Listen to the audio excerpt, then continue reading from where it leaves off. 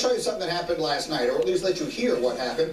Michigan State came away with a big road win at Penn State last night, but Tom Izzo was not in a good mood after learning that cameras caught him and Cassius Winston, his star point guard, in a heated exchange during a timeout. Here is what Izzo had to say after the game.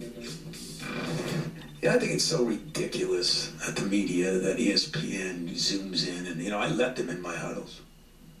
And somebody said after, I was mad at Cassius, and he was mad at me. Being mad is sometimes what it takes to get people to play to a different level. It's been very difficult for him, guys, very difficult. But he's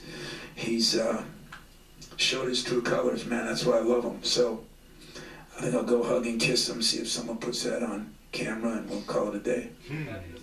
So for those of you who don't know, he's a player who's gone through family tragedy this year and come back and played and all the rest of that. But did you talk to Tom this morning? Just spoke to him 2 minutes ago. And Tom Izzo said, here's the deal. You got to understand Tom Izzo and his relationship with Cassius Winston and his family. His family wants Tom Izzo to bring out the best in Cassius Winston. If that means coaching him hard, that means coaching him hard. That means challenging him, that means challenging him.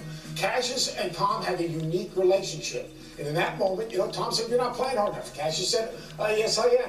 Then Cassius went out at the end, in Cassius's post-game press conference, he said, Coach was right, I wasn't playing hard enough. He needs more from me. That's just a relationship. Tom Izzo does two things. He's going to coach his team hard, and he's going to love them harder. And that's just what it is. That's a typical Tuesday in East Lansing when you're playing for Tom Izzo. That's the relationship. Look, a relationship between a point guard and a coach.